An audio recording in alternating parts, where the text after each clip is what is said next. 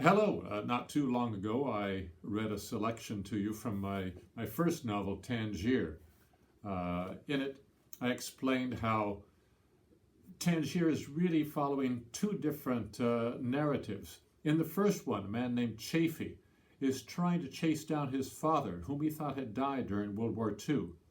This part, set in 1995, has to do with how the middle-aged Chaffee, he's in his 50s now, had thought that his father, a Frenchman, had died in France in a German prison camp. But very late in life, just in the last couple of weeks, he's found out that his father might have gone to Tangier, Morocco, and escaped there during the war and just might still be alive and living there. So he's been searching for him. In the parallel narrative of the book, we follow his father, Monsieur Laurent. Don't worry about the fact they have different last names. That gets explained in the book. And Laurent's story is set in 1940 and has to do with how he came to Tangier while he was trying to escape the Germans in France. But he gets stuck there. He can't go further south, as the Germans will arrest him in southern Morocco, and he can't go back to France or to Spain for fear that he'll be arrested there. He has tried to escape. He's arranged with a man to put him on a boat bound for Portugal, but it didn't work out. And after the attempted escape, the friend who tried to help him, a man named Laoui of Moroccan, has taken him up to the home of Charlotte Wald. Charlotte Wald has a large villa on a hill above the town, and there she rents out rooms to boarders. Now Laurent has found she's also very attractive, and in talking to her discovered, not really by coincidence, that he's left his wedding ring behind in the hotel he had abandoned that morning. But since he hasn't paid the bill, it's a tricky thing to go back and get the ring. We pick up the story after he's gotten the ring and returns to Charlotte Wald's house. "Oh, you found your ring." The woman's voice stopped Laurent as he crossed the foyer of the villa on his return from town.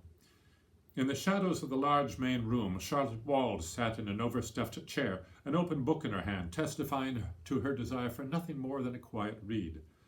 Yet Laurent was certain she had been waiting for him. "Yes, I did." This appeared to disappoint her. "Oh, I was sure the maid would have taken it. It isn't the sort of hotel that has maid service." "Oh, how dreadful. So tell me, how did you do it? Did you wear a false beard to sneak by the front desk?" "No, I went in through the back door and up the servants' stairs. There was a man searching my room. Why would that be?" "Oh, how should I know? And this man gave you the ring?" "Not voluntarily. I had to knock him down and take it from him." Charlotte put down her book and looked at him with genuine surprise. "Bravo! You are a natural Tangerois, Monsieur Laurent, a born sneak, and a thief to boot." "You flatter me." "Oh, you're probably right. It was, after all, your ring, wasn't it? But I hadn't taken you for the pugilistic sort." Laurent sensed that she was looking at him in a new way, and he rather liked it. "I suppose Laoui must have told you something about how I came to be here today," he said. "A botched attempt to get out Tangier. The fishermen who were supposed to convey me to Portugal were rounded up by the Guardia Civil just before I was to board their boat." "It sounds thrilling."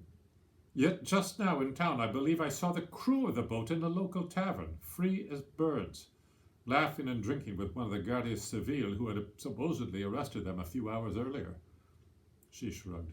"It's a forgiving town. I think it's also one in which people are willing to act out a piece of theatre for the price of a few drinks. What it looks like to me is that Laoui found it more profitable to keep the money I gave him than to arrange a boat for me to escape. So he hired a few men to act out a pantomime for my benefit. Then he brought me up here to get me off his hands."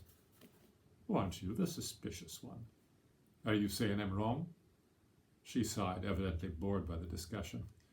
"Everyone has to make a living. It's a city where it pays to be suspicious." "You make Tangier sound exceedingly complex. So you're saying I'm lucky to end up here rather than still down at that little port, lying by the dock with my throat slit?" Charlotte appeared to think this over. "Laoui actually has scruples. That's why I like him. He's so original.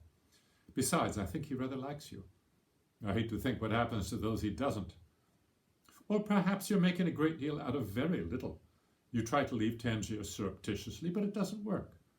A man is thinking of taking your former room, and you come in and knock him to the ground. Some sailors are drinking in a tavern, and you imagine conspiracies. The possibility that she might be right made him tired. I'm going up to my room to rest.